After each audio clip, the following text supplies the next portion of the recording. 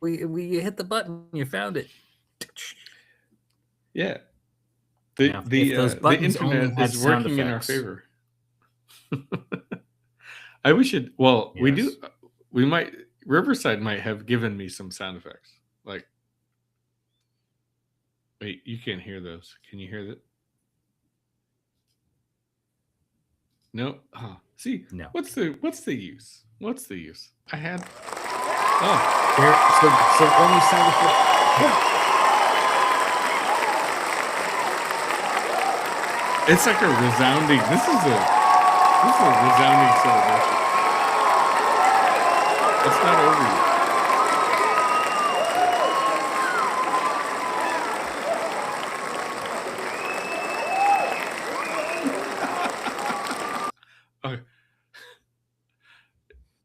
That was better. That was exactly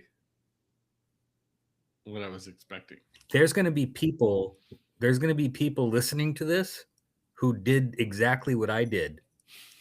Your face turned red. Well, no, if I was drinking the coffee, it would have been all over the screen. Shock and awe. So you're saying I shouldn't do it again? That was shock and awe. I was not expecting that. I should save those. Well, it was long. Like, is there a way to It's like 35 seconds long. Save that. We earned that. It was a long. That was. Well, look at it's been years. Years of talking about sound effects. I know, right? Yeah. Oh yeah. Tell me about it. We've talked about it so many times. Shit. So, and then there, for the students that are listening, if they're actually taking a break from class, yeah. So, what was the thing that we wanted to talk about in the group? Well, hold on.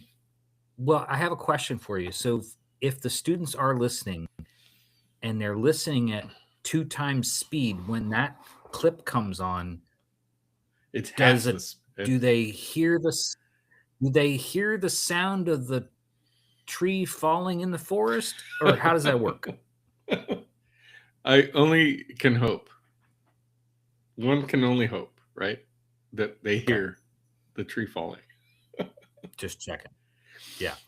We have a good cohort of I'm going to try to find we've been going back and forth trying to be politically correct. Is there a way to say the politically incorrect term in an apologetic manner so that you know the context? Because you and I haven't really talked about it without, you know what I mean? It's not. It's one of those that it's very. No. Yeah, right. I mean, that's why I don't want to say it, because it seems innocuous, except somebody called it out, and so I can't say it anymore. It's not like, I don't want to step in it real hard right now. It sounds like I'm really stepping in it without saying. Yeah, I would. I think there's a really big puddle. Yeah, and you're about to jump in the puddle, and I don't want to be. And then right, and then no, I don't want to be either. So I don't want to pull you into this. Please either. Don't. So let's see. Let's just say, okay, what a term that I used to think. No. I don't need a hypothetical. I really don't. I'm not going to say. I'm not going to say, but I'm going to say that we have the faculty of this particular studio has a handful of fans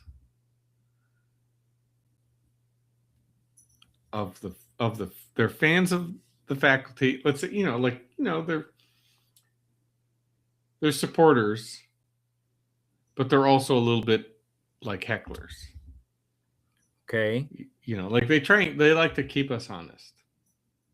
Okay. And Well, yeah, of so course. I mean, what, when, dude, I try and keep you honest. You do the same to me. So, I mean, what the hell? well, and but so that you know, like, I mean, you while you don't get to interact with these students yet on a daily basis or weekly basis, they are No. aware of who you are. They're well aware of the podcast. So therefore you are implicated in the Oh, I'm implicated even. you're implicated. I might. You as a saying I'm knowledge standing in the provider. puddle with you? Is that what you're trying to tell me? Well, you're there. Yeah, you wind up in it with me, whether you like it or not. Oh, awesome. So that's why I'm not going to Thanks, say. buddy. That's why I'm not going to pull the terminology in, except for to say that they appreciate, but also heckle to keep us honest. Of course. Yes. Totally appreciate it. Yeah, we And appreciate we're also the heckling. I mean, we're also is the point. You know, well, and also we're Gen X, so there's a Nothing like hurts we've us. grown up our whole life with that. It's like it's a body armor. It's not that nothing does. I mean, there's things that hurt, but yeah, you can still. There's do that. also an expectation that this is what life is like. No, right. Good point. I always like the reference back to Gen X. We have some special skills. Anywho, so well, it's just when when those memes come up, it's and I'm not like I'm not a meme person. Like I'm just not like it. Just I don't know. But sometimes they come up and you sort of see like this laundry list of like Gen X-y things, right? And I'm like, well, yeah, that was like elementary school or middle school or whatever, and I'm sure that well, and I know it's different now. I mean, I'm living in now, right? And well, you're raising you're a dad of a Z. Is it Z generation? Yeah, and so it's like so there's you get it, there's stuff you have to be in the know. Well, I get. I mean, well, I try to be. Well, try I suppose is the operative word. You can't here, know folks. it all. Yeah. No, definitely not. But there's but but I think it's sort of sympathetic nature. Well, it is sort of unique. Well, I mean, like I know we're going to talk about sort of some aspirational things today. And it makes me think of like I was very close to my grandmother, who my daughter is named for. And I remember having conversations with her when she first heard about email. Right. And she was like, "Do I need to get a computer to write you a letter?" And I was like, "No, Graham, you don't. You can still write me a letter anytime you want." And she says, "Well, I've heard about this email thing. It sounds interesting to me, but I'm not sure I understand it." Right. And so it's those kinds of interactions between generations that, for me in hindsight, now kind of looking back at it, it's the things that she saw in her lifetime, and just, from a technical revolution of different things. And then to have that kind of a conversation with her grandson, is like, I remember calling her. I remember calling her from Italy, and that was just too far. Like that was just too far for her to like. I mean, I grew up in another country. I mean, I didn't live close to her, Yeah. so but that was a little too far, and so it's just sort of funny. And those types of things, when I look back at it now, and how many things that we've lived through in technology, right? Yeah. is it's pretty fascinating. Even you and I've talked about career technology, right? Yeah. All the different systems that we've had to learn over time. So yeah, I think it's pretty neat. It's very funny. Your story with your grandmother actually brings up an interesting story. So with Danielle and I, we've traveled a little bit, and I'm trying to remember the country that we were in. It had to be Italy. Somewhere in Italy. And we came across a payphone that could create international phone calls. And this is not that long ago.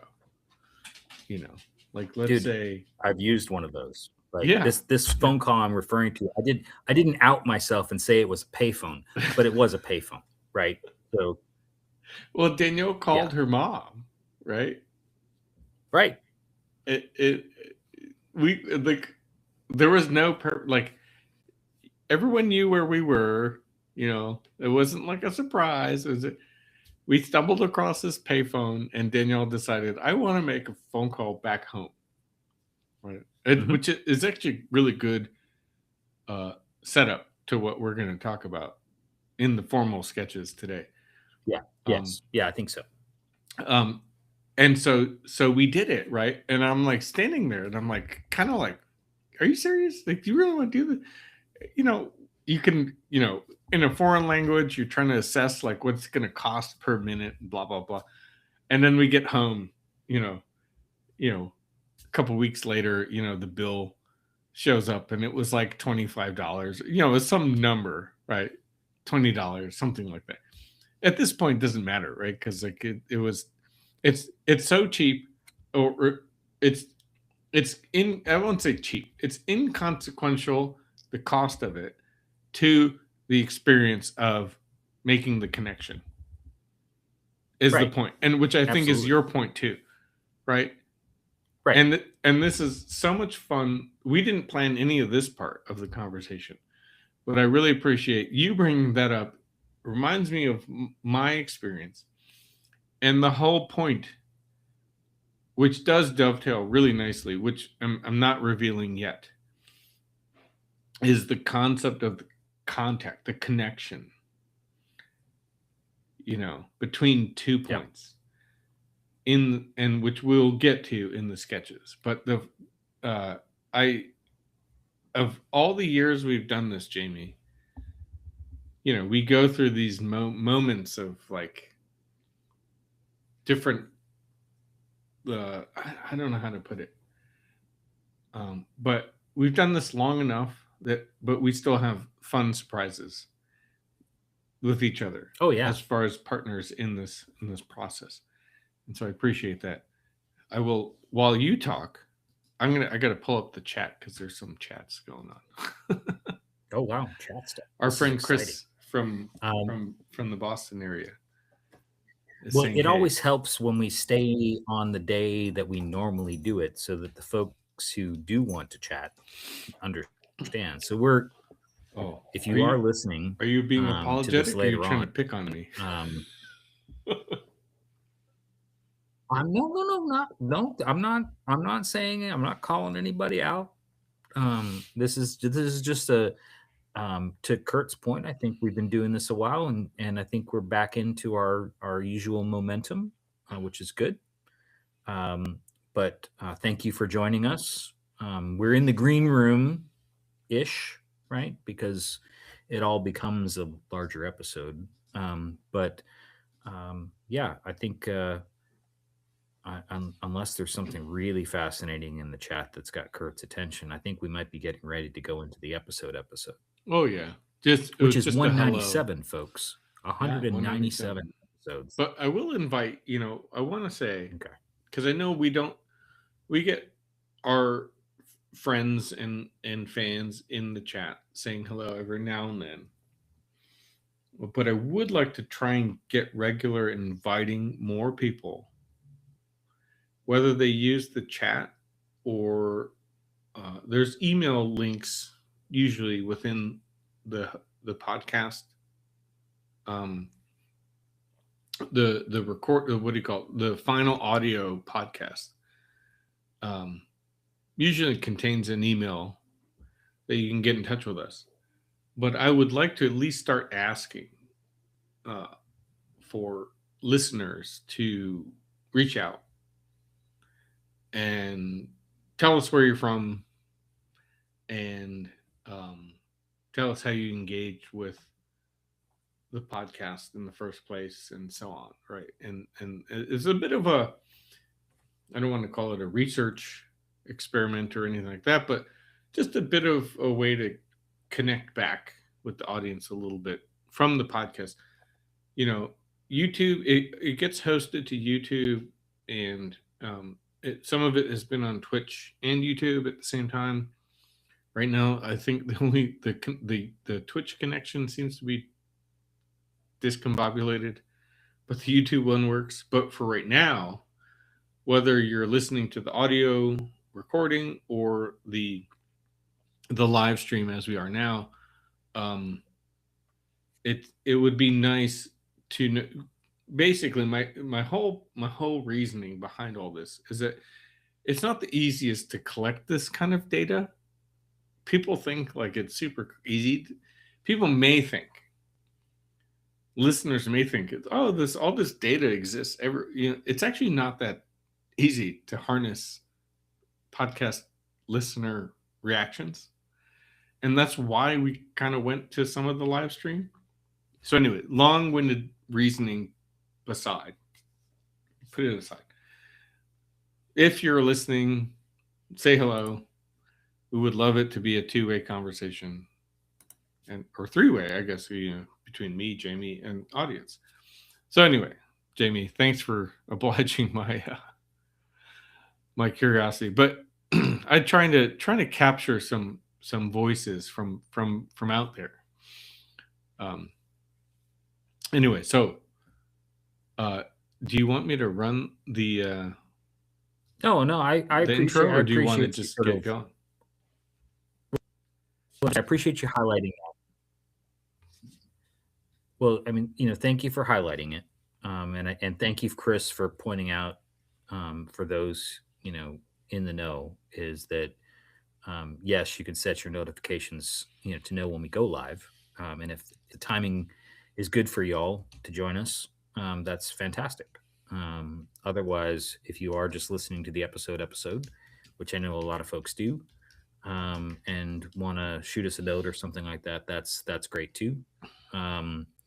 But I think that I think it's time for the episode. I think we've got some good stuff planned. So let's go for it. So we'll roll intro.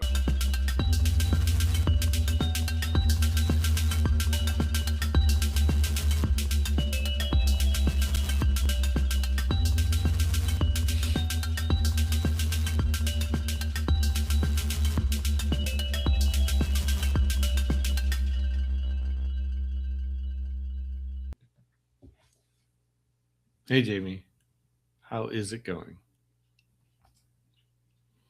Welcome to the show. Oh, welcome. So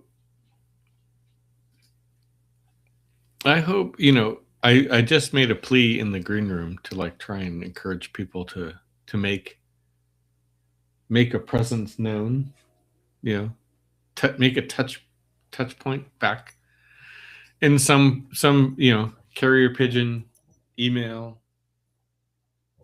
social media reaction post or something. Only in the attempt to try and capture a little bit of feedback from our audience and friends, that are listening. We've done this a while, right? So it's I just think that Ain't stopping now. Yeah. Well, we're not stopping now. No, this is not like a sunset conversation. This is like a at, Whew. at latest it's a mid career request. We've done this 8 years, and Are you going to buy like a really fancy car? a timeshare, probably. Oh, you're going to buy a timeshare? Okay. Right? Isn't that what one does in their mid career? You're going to get like a I mean, maybe. Well, anyway, timeshares Go to a lot of aside, wineries or something like that. I don't know what they do. well, we can do that in Michigan. We are lucky in that regard. There's a lot of wineries up north. But yeah, as Chris is asking in the chat, Yeah, there's a we place do up have north. something- Apparently, they don't even let you have cars, right? I mean, well, on an island, yes. No, did you see the chat, Jamie? Chris is asking about something special planned for episode 200. Yes, we do. We're very near episode 200, and we do, but yes, we it's do. a surprise still, right? We're not going to release that information just yet, right, Jamie? Yeah, no, yeah, and don't tease Kurt about it, because you know he's terrible about keeping secrets, just as well as I am. I mean, and so That's true. like if you get him all discombobulated, he might just start spilling stuff. So yeah, but yes, Spill the there is beans. special episode. Yeah, we got a fun one Yeah. coming up. Yeah, and yeah, we won't talk about it.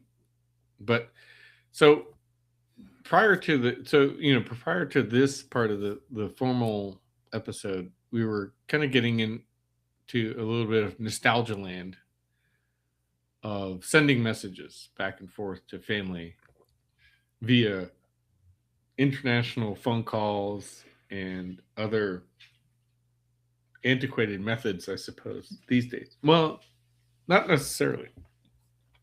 Jamie's point was on the newfound technology of email at some point. And then I was telling a story about payphones from another country, which is probably more older technology than email, because we still use email. We probably still use international phone calls, but they're not. which makes us sound payphones. like really old. Yeah, well, so here, let me tell the story, a new story in this episode that connects to the green room, our warm up. So we were in Indiana with the faculty, took our students to a field trip to Columbus, Indiana, which was a fantastic visit. My first time, I drove through Columbus, Indiana, but I didn't stop the last time I passed through the area. And so this is fun to do this whole architectural excursion. And there's a faculty, Scott, that I teach with. Scott teaches on the grad side, and I teach on the undergrad side, but we're teaching the same course. So there were some students from both, mostly the undergraduates, but a couple of graduate students. It's the capstone class of the undergraduate's career, the comprehensive design. And Scott and I had we've become friends as architects in Michigan, and we've declared, and we might include you. I mean, we were glad to include you into this, Jamie, because I think this would be great fun, because you also would probably understand the technology just as much as we do. Is we are planning on getting fax machines so that we can send sketches to each other via fax. No.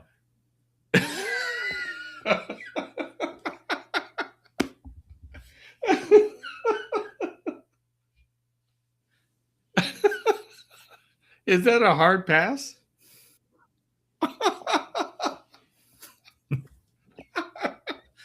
I'm so offended, Jamie. That's a hard pass. Yeah. Is it because you have PTSD from faxing sketches and drawings?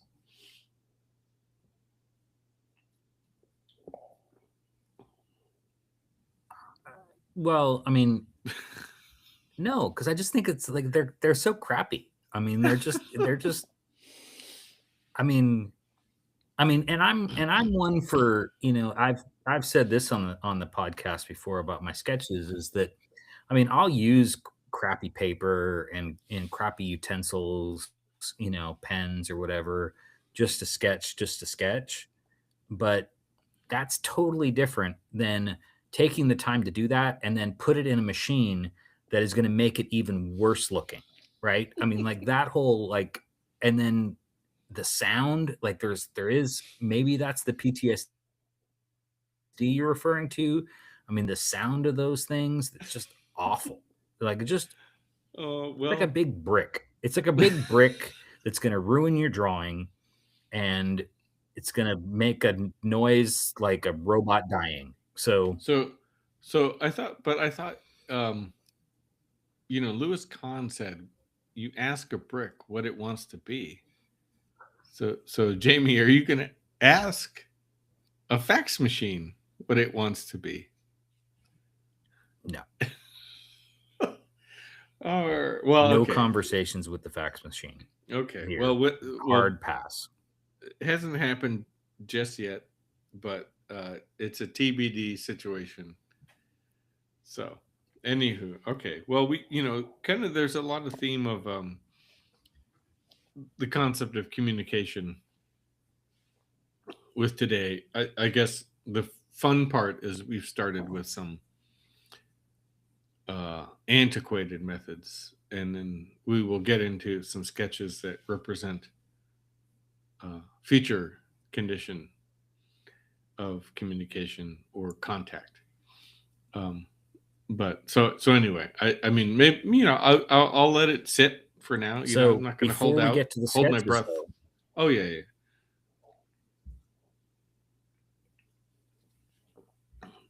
Yes. Coffee. What's the coffee du jour? Well, for me, it's Do you have props? I've got props. Well, I had props, but I'll just describe. For me, I'm wrapping up the anniversary gift from Danielle, which was a batch direct from Puerto Rico, and it was Sandra Farms. Oh yes, yeah. The roaster, for those that are curious, Sandra Farms in Puerto Rico, and Danielle got me 2 bags worth, 2 standard size coffee bags, 10 ounces or whatever. All gone though, because it's just that good. But a direct, direct local roast from Puerto Rico, a little bit expensive to get here. Yeah, but it's an anniversary gift, so there's no judgment in that. And it's funny because it kind of had a subtle hint. Well, it wasn't so subtle. It had a very cherry flavored smell, but it was not flavored coffee. And so I found that most striking about the coffee itself is it had this very heavy smell of cherry flavor, but it didn't have the taste, which was, thank God it didn't have the taste, because I do not like cherry flavored coffee. And when you live in Michigan, right, like there are people that make cherry flavored coffee, and it tastes like Robitussin. But this stuff Right. had the sort of the smell. You've told me about that. I know, we've talked about it. And so this stuff had the smell, which I love the smell of cherry, but I do not want to have it flavor my coffee. So that was a nice surprise. So what about you?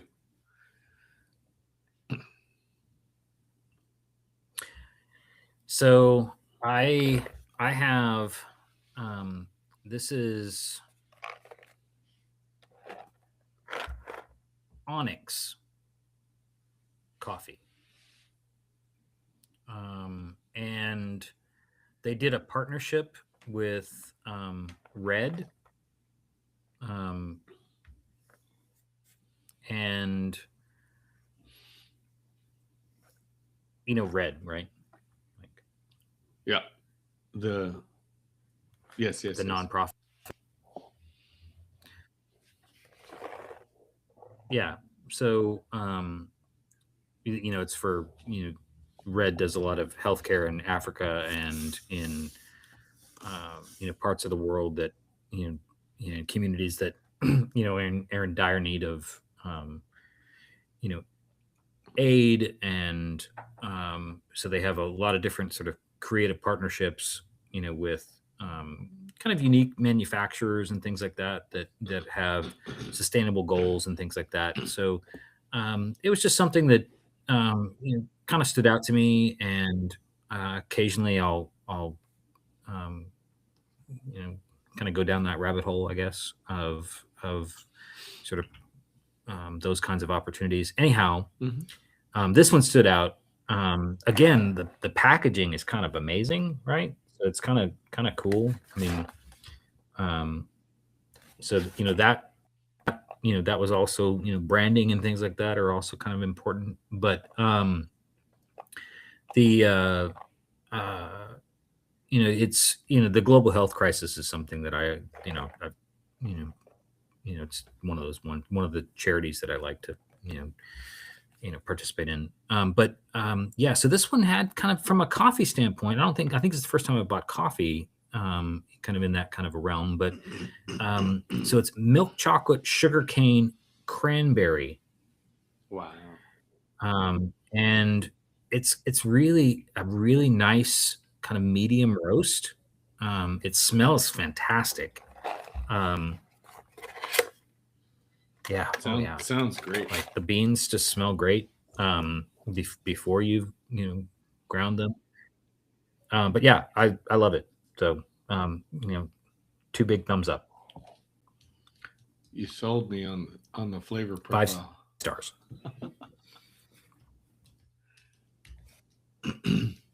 Yeah. I'm gonna have to look it up.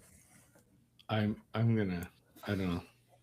The flavor profile alone, just great suggestion. So you still got some left in the cup. Good to go. I'm a little sad. Mine is all, I finished all mine. And but, I like the tag. I like the tagline. I forgot to. I have to get this in there. The tagline is never settle for good enough. It's like, you know, kind of works for the coffee as well as for the cause. So the medium is the message. We'll go for that. It's no gas station coffee, is what you're trying to tell me. Pretty much, yeah. Duly noted. In so many ways, Jamie has found a way to tell me I shouldn't be drinking gas station coffee any longer. All right. Well, thanks again. I'll take the suggestion. Let me share. Let's pop up the sketches real quick. So, because people are probably curious why we've been teasing this concept of communication, contact, and so on.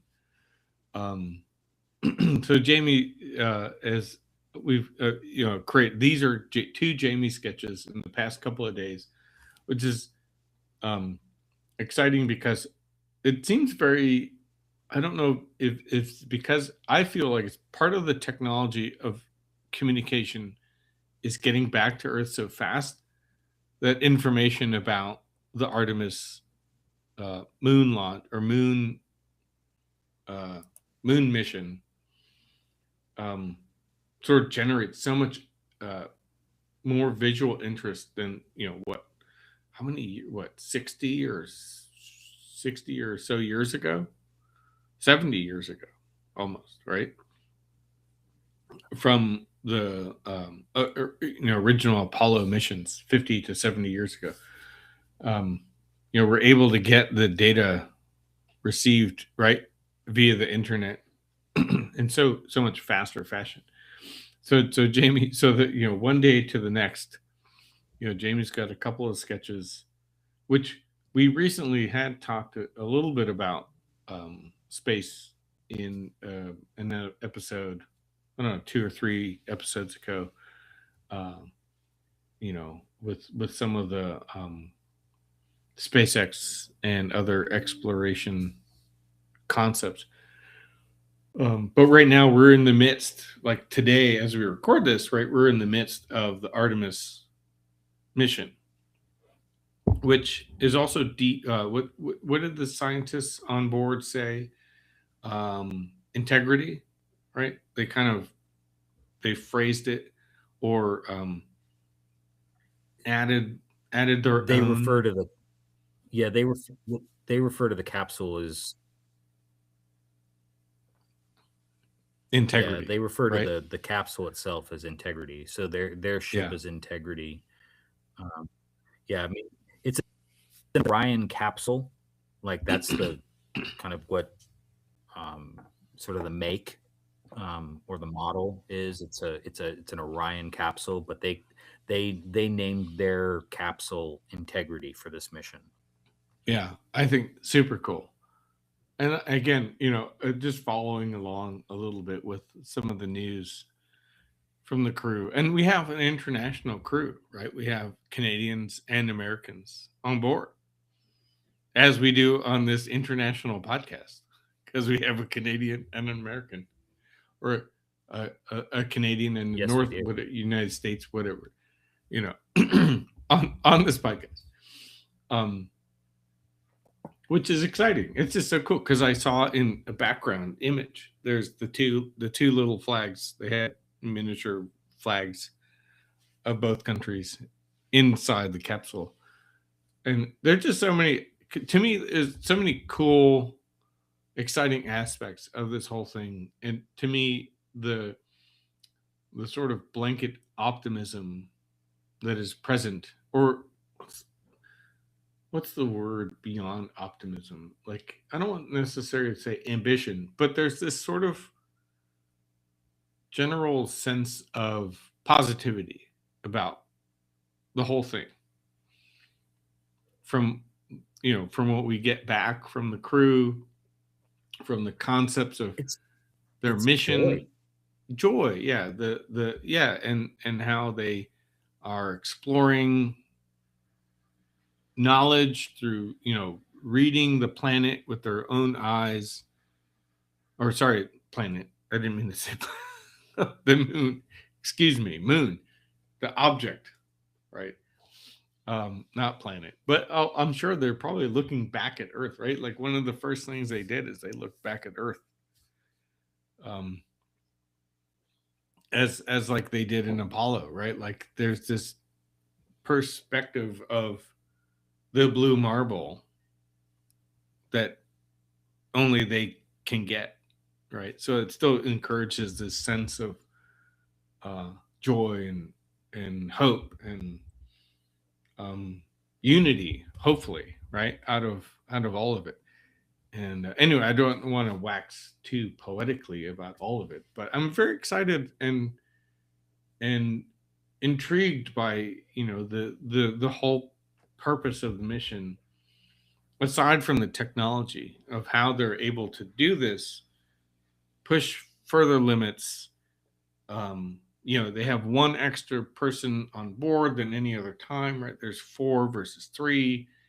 There's all these other, so many other pieces of technology making things more. There's cameras outboard of the capsule, so there's all kinds of photographs and video going on, like at all times. And then the first thing that happens is somebody has to fix the toilet. So anyway, Jamie, I mean, what are your thoughts, right? I mean, before we even talk about the Well, sketches, I'd yeah. be curious to. I don't want to exclude you from bringing in your thoughts.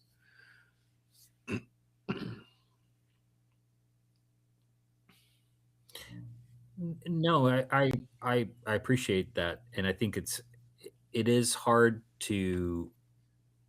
I think it was funny. I was, I'm maybe that guy, right? So there's NASA has a live stream of the whole mission, and so the last couple days I've been tuning in when I get home from the office and watching a little bit.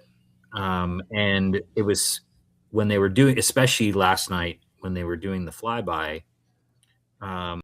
It was there was a comment made, and I'm not exactly sure who made it from the crew, but they said just a note to our superlatives for me to help my vocabulary because this has been amazing. I'm running out of words to describe the things that I'm seeing. And we all feel that way.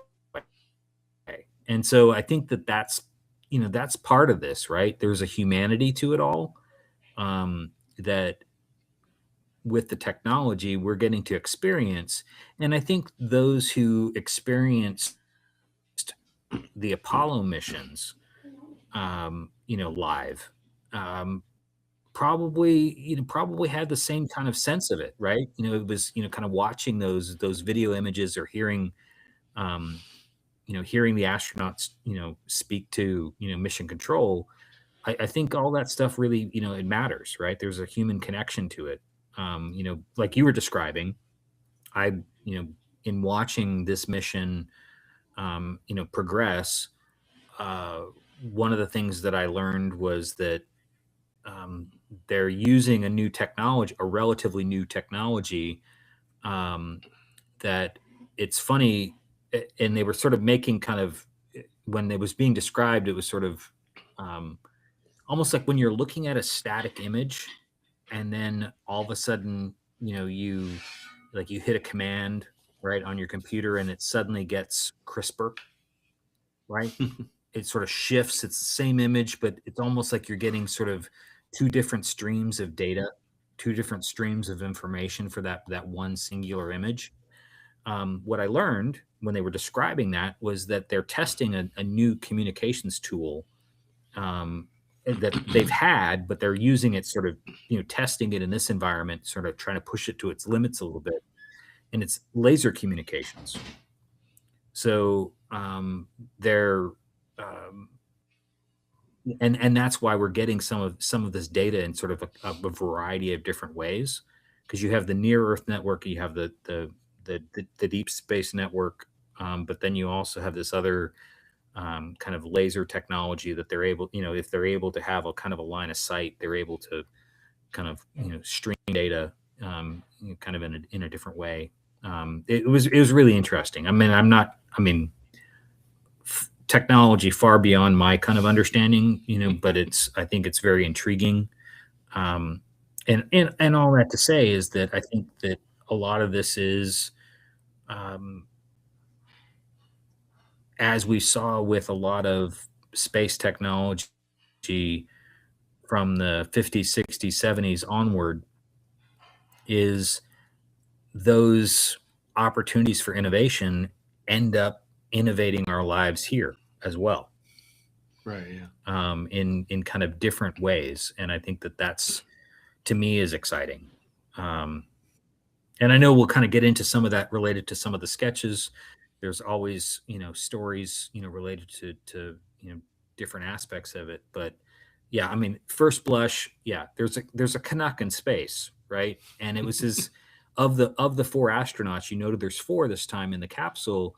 Um, Three of them had been in space before. This was literally his first space flight. Can you imagine being like literally your first space flight, and you're gonna go where the furthest distance humanity has been, from our planet. That's just amazing. It's like Star Trek, go where no man has gone before. But one other point to bring up in regards to your some of the technology is what I found. NPR. I listen to mostly on the radio when I'm driving, back and forth from school and stuff. NPR made a point about how the astronauts have trained for years on this mission, in particular to be making those geological assessments of the moon that they passed across, which is the backside, right? Like the part that nobody ever sees ever, right? Through telescope and so on. So they were training, and they said that the human eye is actually still more capable than a lot of digital imaging in picking up nuances in color and shade, shadow, texture. And I think that is the most impressive aspect of this mission at this time, because they have the technology to do a lot of things, but yet the human eye is still the most reliable tool in the bunch. And I mean, as architects, right, we can do all kinds of talking about how our eye, hand eye, and all that stuff. I'm sorry, yeah, my dog got a little loud. Thanks for pointing that out. Yeah, hopefully people can handle that. But yeah, so so that was my add-in just to what you said is the human eye condition, or as a tool alone, right? I just found most exciting, right, as an architect, right? Kind of a natural thing for us.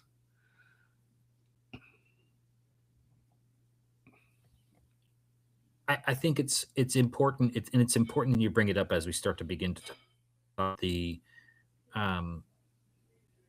astronauts have really made a point to talk about sort of their experience and sort of their ability to innovate, to pivot, to they're seeing things in real time. I think one of the big things last night, as they were um, in their sort of radio silence for 40 minutes, but still making observations, when they came back around and were giving their report in, the thing that mission control and the science team was so excited to hear, I mean, and visibly, when you kind of watch them, they were visibly excited to hear, was that the astronauts were able to watch impacts on the moon in real time. Like, that's, the human eye, the human experience of watching that happen, on something that we're trying to understand and trying to study, and kind of the experience of it and the things that they're noticing. And like you said, they've been trained to have a better vocabulary of understanding kind of, how to make these observations from a geological standpoint, and through a variety of other sciences. But I think, the surprise, the wonder, that sort of came from the moment of realization that the astronauts were seeing this happen in real time, and were able to kind of relay that back to the Earth, back to mission control, was kind of amazing to hear, right? Because you're hearing the science, you're hearing the exploration, like in the moment. And I think that that's something that, yes, we have technologies that can go and do some of these things for us, but there's also something else that's intangible. But and I don't mean intangible like it's sort of, something you throw away. I mean it as there's something else to this. And I think that's particularly important. It's something, I mean, it's the reason why we do this podcast, right? Is that both of us use technology all the time. But we also recognize the value of what we're seeing on the screen. Right. Yeah, I completely agree. There's the human factor, and I mean, I get maybe that's not the best explanation, but it's my interpretation, understanding of what you're getting at. But so with that, well, we've talked a lot about, you know, over the years, you're a super fan of space exploration, and sketched a lot about it. And so in this moment, it might, I was curious because it'd be fun, I think, to get a recap from you, like, because amongst your sketches, we have friends in architecture that are also extremely enthusiastic about this endeavor. And it caused me to generate this question to you about, like, so where did your origin of space exploration, what created that, planted that seed, I suppose, in the curiosity of space? And I can tell you my own interest or curiosity too. But we'll start with you, and then I'll add in a little bit, afterward, or in conjunction. But I thought it'd be fun, instead of to say particularly dive into the sketches. You can use the sketches as, as sort of the part of the explanation. But I think at the moment, the more interesting thing to me would be like, okay, well, where's the origin of this? Revisit that for the listeners that are either new to the podcast or still old friends too.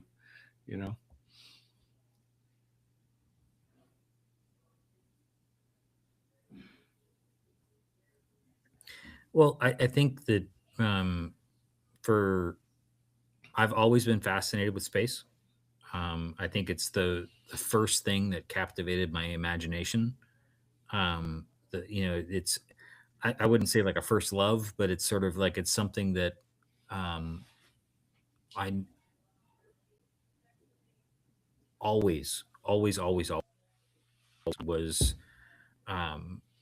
a primary interest.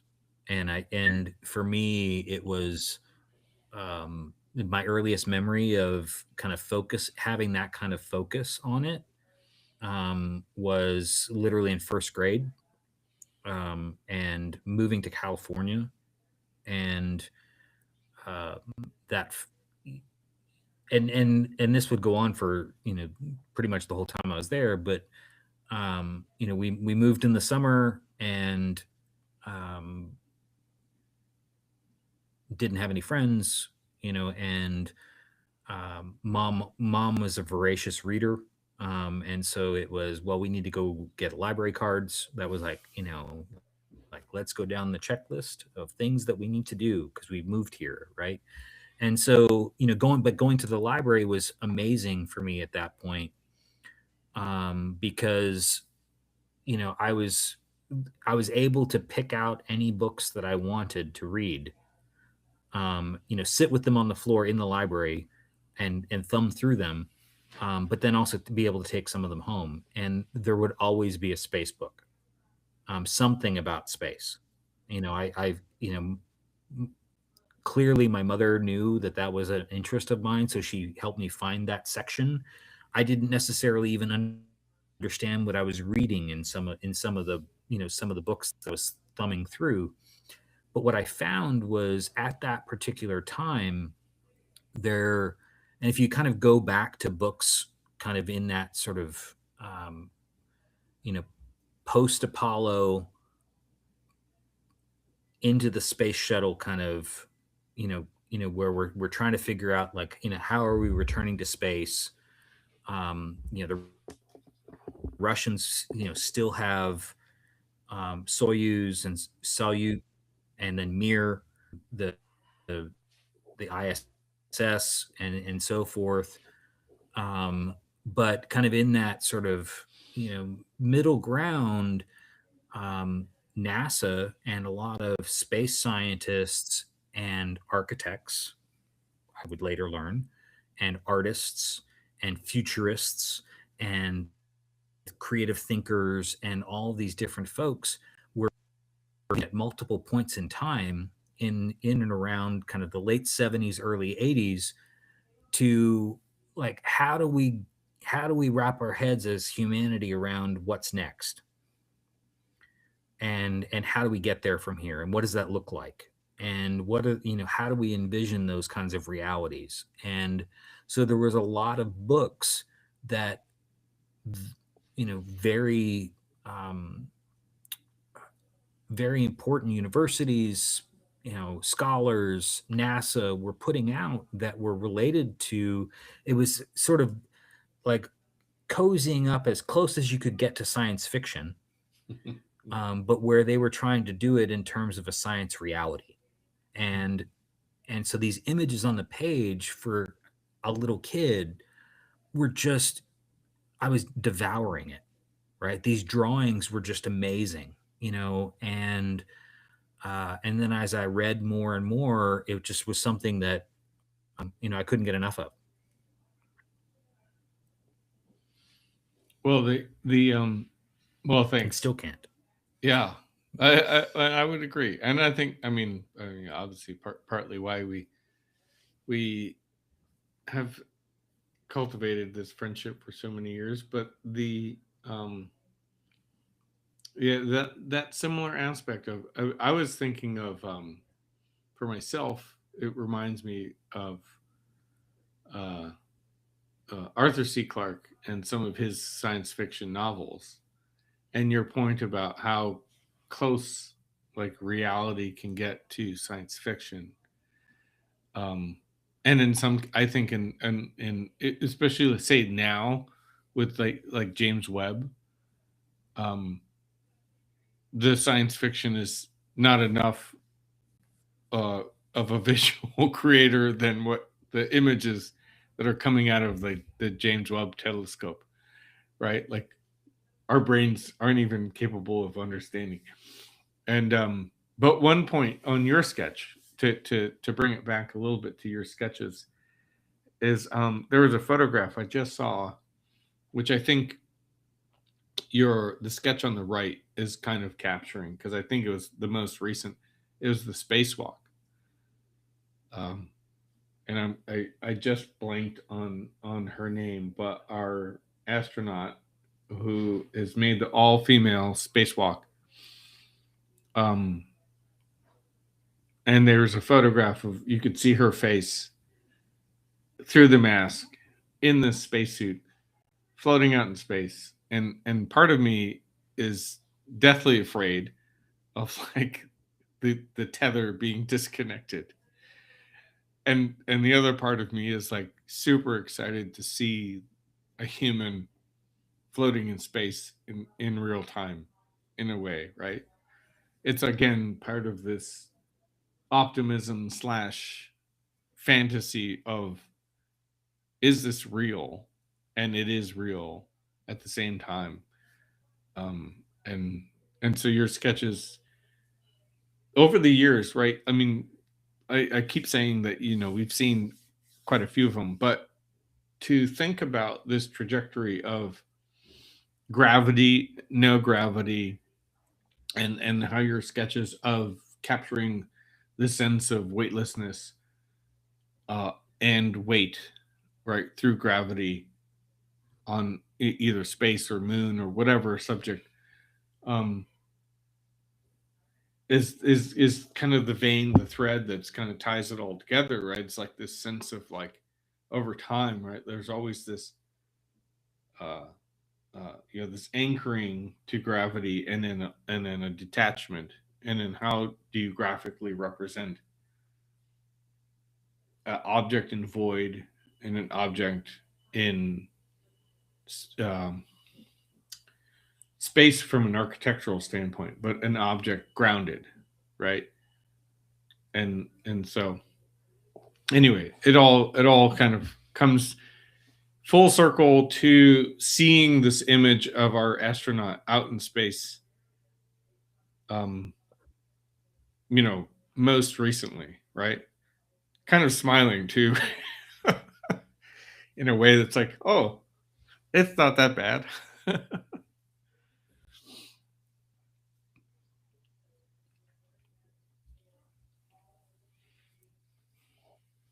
Well, I mean, and I think that was so the one that you're talking space walks and things like that. It was, I think the one that got me when I was a kid was, and we've talked about this one a little bit in a prior episode, but it was when I can't remember his name, Bruce McCandless, I think is right. Um, he so at the time, this is during the shuttle missions, and so they were experimenting with different technology, and one of the things that they had was sort of this, in effect, like a rocket pack, right? So before that, you know, if anyone did a spacewalk, they were tethered. They were on a line. So if you've done any rock climbing or rappelling or anything like that, belaying, folks or things like that, there's sort of this tether.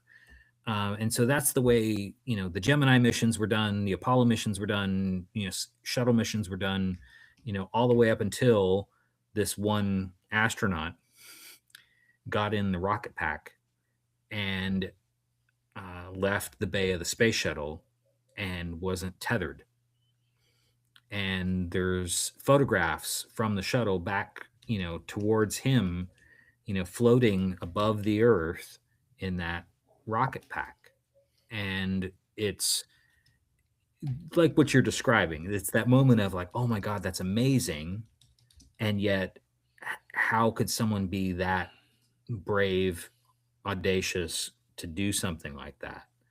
And so that's been on my mind, especially with a mission like this, where it's like you are literally flying without a net. They are using technology that no one has used before to do this mission. This is not one where we before this and but they're doing this all for the first time. And they're doing it, and they've said this in their mission, that they're doing this so that their mission is forgettable, so that all the missions after it are able to happen. And I think that's, there's a selflessness with that's also amazing to try and wrap your brain around. And so all that stuff's been sort of rummaging around in my brain. And at the same time, it's also the stories we tell, right? So Apollo was the missions that we know. Artemis is what we live in now. Apollo and Artemis were twins, right? And Artemis is a woman. And so there's a beautiful future, I think, in sort of the naming of things and the way things are being done. And the fact that on the eve of the Artemis mission, it was Women's History Month. And so the first sketch that I did in this sort of double sketch on the one on the right was of just Artemis. And it was this kind of idea of, this mission and kind of all the things associated with it, exploration, eventual habitation and whatnot. And kind of posed the question when I posted it originally was, does everyone realize that the first space architect was a woman? And she was Russian, in the Soviet Union, and worked secretly, in that capacity for, all of the major Russian missions, including the Buran, which is their version of the space shuttle, which is super conspiracy, nut kind of fun, rabbit hole to go down. But all that to say is, I think that there's a lot of history and sort of a lot of things that from an architect point of view that I've been excited to learn, and continue to dip into this sort of history as it evolves, and try and and kind of have a fan moment where I'm sort of enjoying the history that's kind of unfolding around us. The second sketch was one that is, in contrast, super fast, um, mostly pencil. It's a pencil sketch that I drew in 5 minutes. I hadn't done a 5 minute sketch in a long time, and wanted to challenge myself to do that.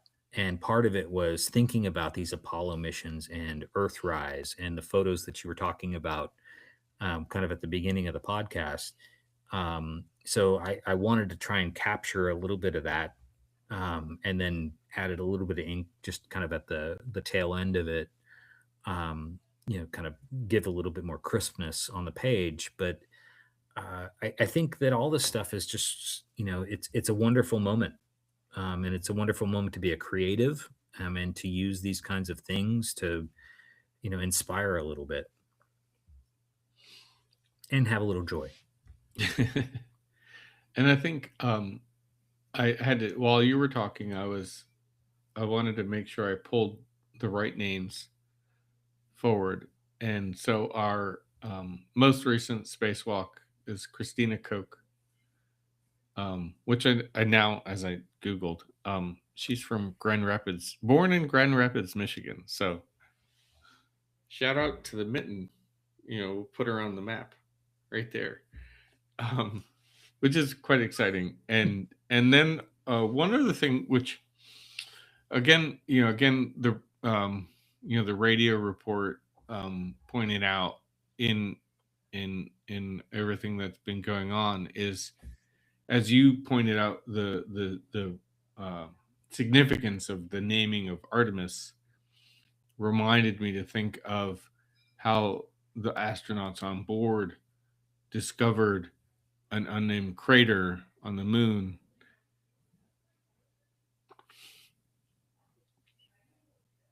and it named it after their deceased um, fellow scientist, Carol, and named the crater. I find most touching, right? Again, to take away from all the craziness that we go through in day to day, but to remember the people that matter the most, right? The humans, wherever they're from, right? Regardless of the sort of news cycle that we're sitting in. Anyway, I think captures the whole point of the optimism of the mission, for all humanity, right? And I don't mean to cry, but it's sort of it sort of connects to the fragility of human condition, right? This whole point. And so anyway, I don't want to get too emotional, but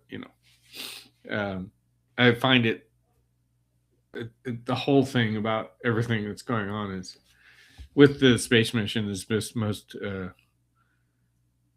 optimistic versus sort of contrasting against like the current status of a lot of things that we discuss, I suppose, or hear from on a day to day. So anyway, just wanted to put some names to things. Yeah.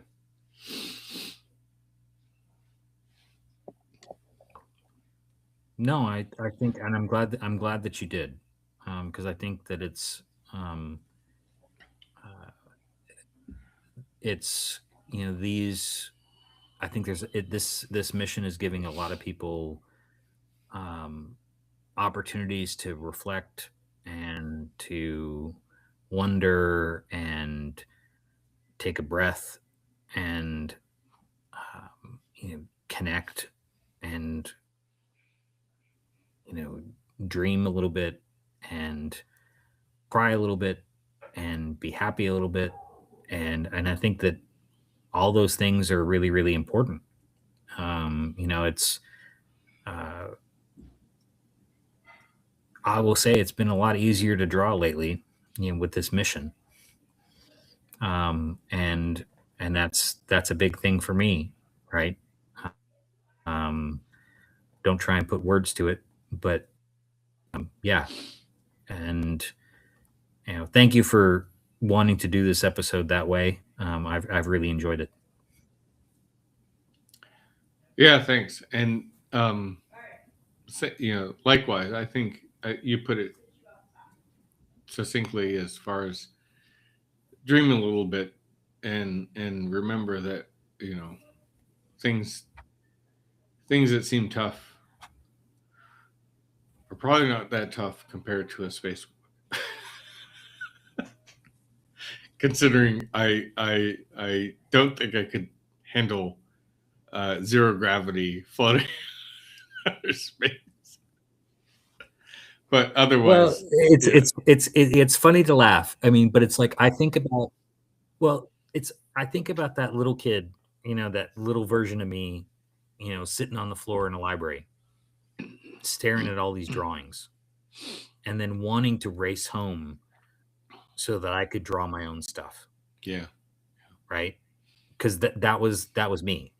Like that's and I'm still doing it. Yeah. And that's pretty special too. So yeah. Thanks, Jamie. This is fun.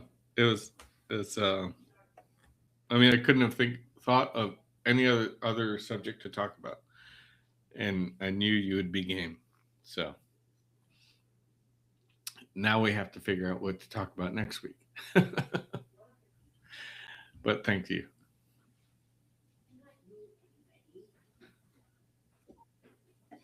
I've got ideas, and remember, 200's coming, so we're looking for tributes.